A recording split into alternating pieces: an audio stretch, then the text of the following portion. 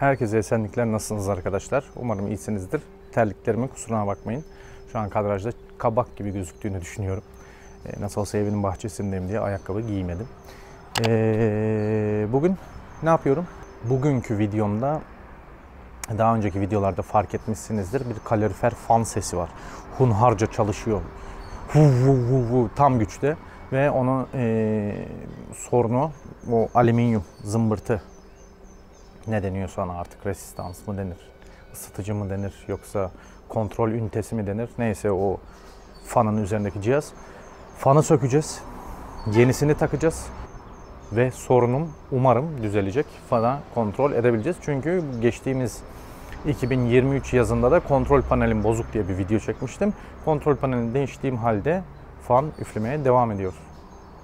Yani bununla beraber sorunu çözmüş olmamız gerekiyor. Şimdi ufak bir giriş bölümünü geçelim. Sonra size nasıl, nereyi, nereden, ilk önce nasıl söküyorum onları adım adım anlatarak, sonra fanı elimize aldıktan sonra içeriye geçip masa başında o zımbırtıyı söküp değiştirip sonra yerine gelip montajlayıp işi bitiriyoruz. O zaman başlayalım.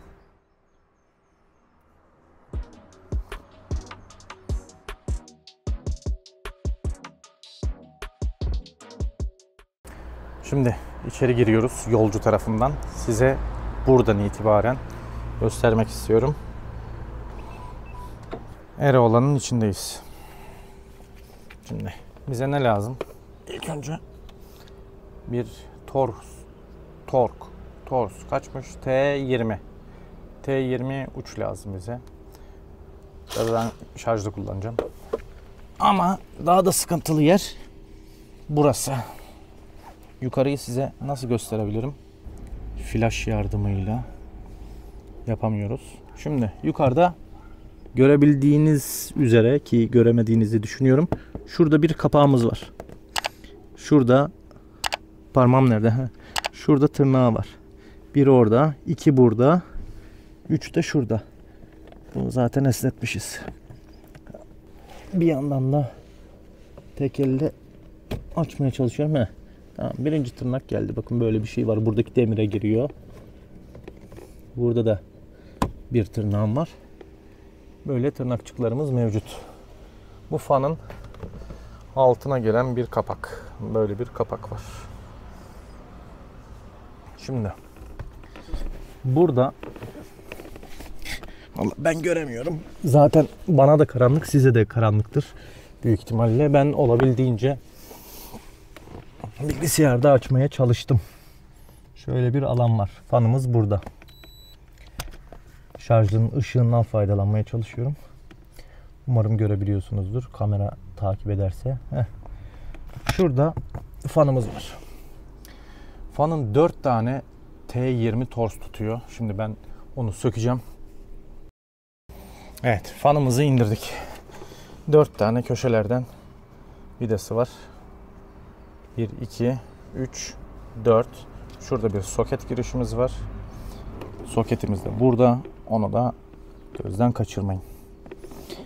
Şimdi içeri gideceğiz. Bu alüminyumlu zımbırtıyı sökeceğiz. Ve içinde neler var neler yok, nasıl değiştiriyoruz, onu size anlatmak istiyorum. Sonrasında tekrar gelip bunu Ereoğlan'ın kalorifer sistemine dahil edeceğiz. İçeri girelim. Evet. İçeri geldik. Nerede kaldık? Bu arkadaşı ilk önce fanını ayırmamız lazım ki buradaki metal cipçeye ulaşabilelim.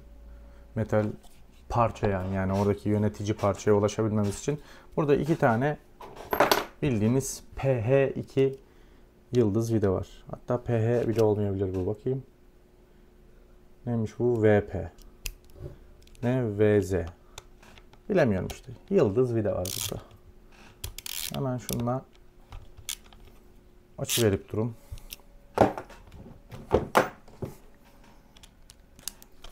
İşi hızlandıralım.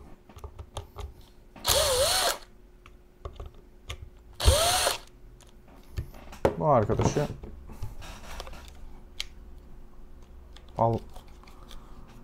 aldım.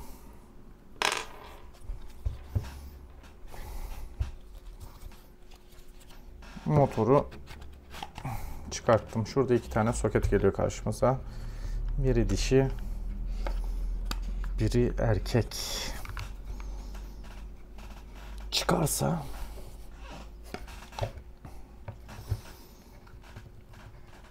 elimde kalacaksın şimdi. Evet, tamam, çıktı. Şöyle gördüğünüz gibi burası dişi. Şurası erkek. Tam tersi soketlerde de bir işlem var. Sonra bu arkadaşın yine T20 zannediyorum. Evet.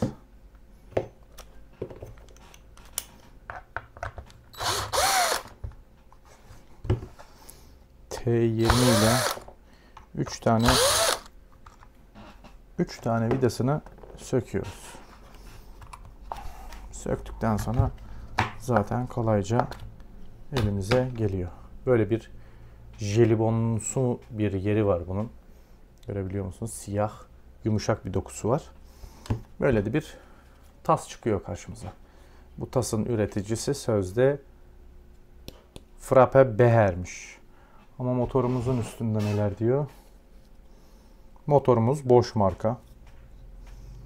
Merak edenler için 0130 111 159'muş motor kodu. 2000 yılının 6. ayında üretilmiş bu fırıldağımız. Başka bunda bir marka göremedim. Mesela şurada minik minik parçalar görebilirsiniz. Bunları görürseniz söküp atmayın. Bunlar balans için. Görülüyor mu bilmiyorum ama tam şurada ve şurada var bir tane. Balans fanın, yani pervanenin balansını ayarlayabilmek için. Şimdi şu arkadaşı da şöyle kenara koyalım. Beherimiz, bu da 2000 yılında üretilmiş. Bu 9. ayda üretilmiş. 2000 mi 2001 mi? Hafif silik. Neyse.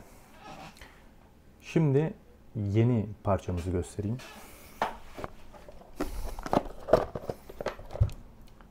Bursa malı Magneti Marelli. Ne demiş? Opar güvencesiyle falan filan. 306 klimalı için. Şöyle bir Marelli numara kodu görebilirsiniz. Orijinal numarası da 6441 Adana 1.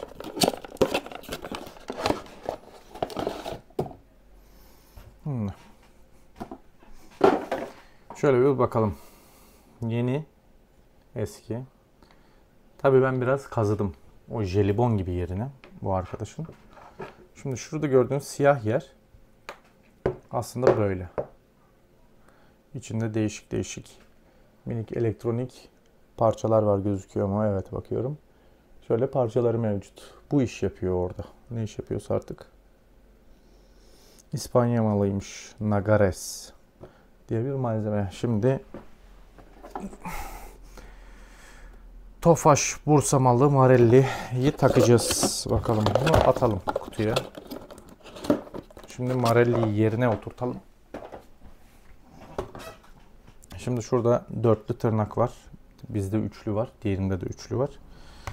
Bu arkadaşı kablolara kolay erişebileceğimiz şekilde, çünkü motoru bağlayacağız birazdan. Pinleri arkadan çıkacak şekilde denk getirdik.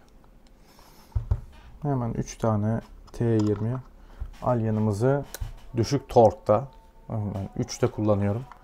Plastiği çok sıkmayı sevmem. Her videoda söylerim. Zort.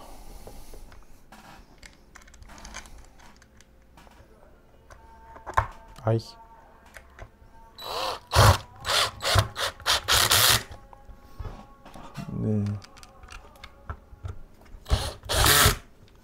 Burası tamam. Soketlerimiz kolayca erişilebilecek şekilde. Dişiyi erkeğe, erkeği dişiye. Sonra bunu biraz döndürmemiz gerekiyor. Çünkü az önce söktüğümüz 2 tane yıldızı takacağız. Bu nasıl denk geliyor? Motor kirliliğinden faydalanarak yerini anlayabiliriz. Evet, böyle.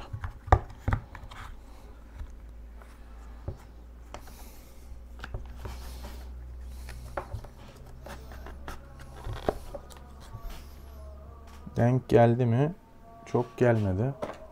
Bunu biraz kaydıralım.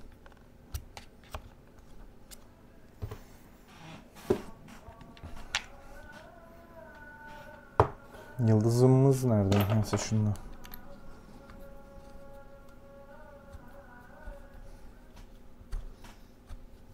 Bir elle tutturalım. Sonra da şarjlıyla. Büyük ihtimalle zaten o tork az bile kalıyordur da. 3. Şuna. Bakacağız.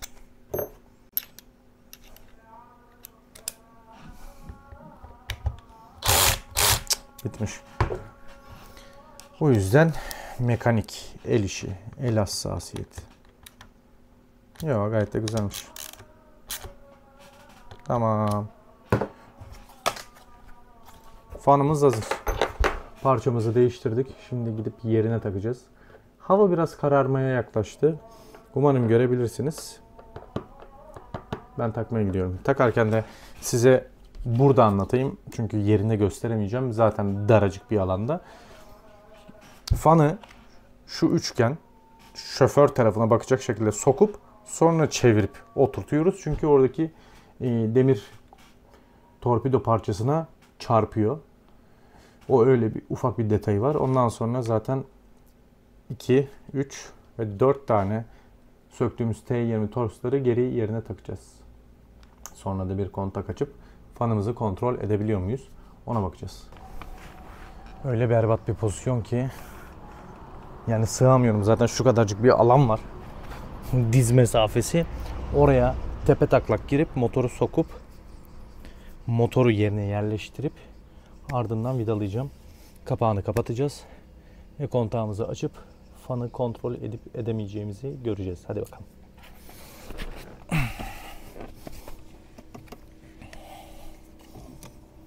Şu an tamamen ezbere gidiyorum.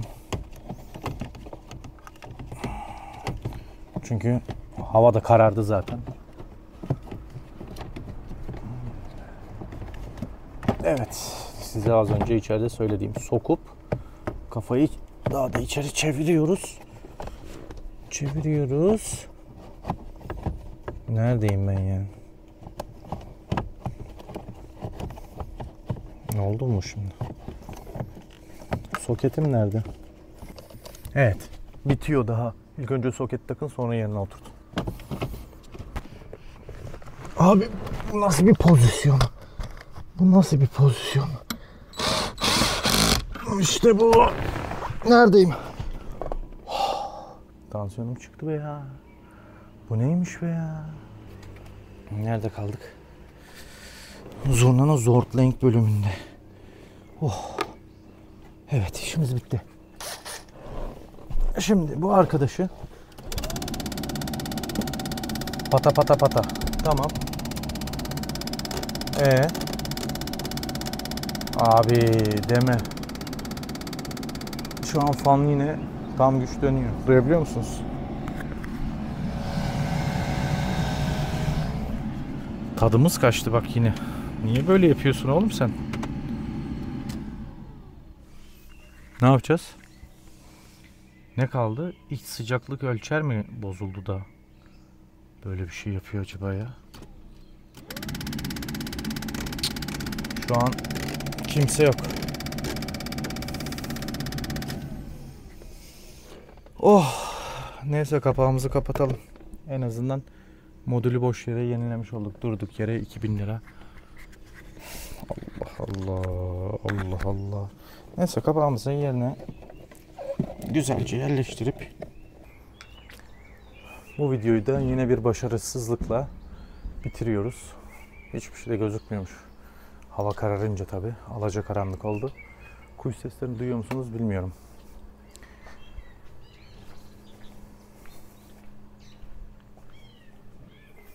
Neyse Eroğlan'a iyi istirahatler diyelim bari. Bak bak bak. Şerefsize bak ne güzel ötüyor. Oh bak yine tadım kaçtı. O kadar durduk yere Modül aldık. Modülü almasaydım belki de hala yine aynı yerde olacaktım. Evet arkadaşlar. Bir videonun daha sonuna gelmiş bulunmaktayız.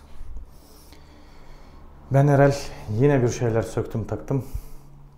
Oldu zannettim ama olmadı. Neyse siz en azından fan motorunu, o modülü nasıl sökeceğinizi görmüş oldunuz. Umarım beğenmişsinizdir. Bir sonraki söktaklarda veya orman videomda veya kim bilir neler yaparım. Bilemezsiniz. Şu an canım sıkıldı, saçmalıyorum o yüzden. Kendinize iyi bakın, hoşça kalın. Beğendiyseniz beğenmeyi, paylaşmayı, abone olmayı ve zil çaldırmayı unutmayın şuralarda bir yerlerde. Kendinize iyi bakın. Hoşça kalın.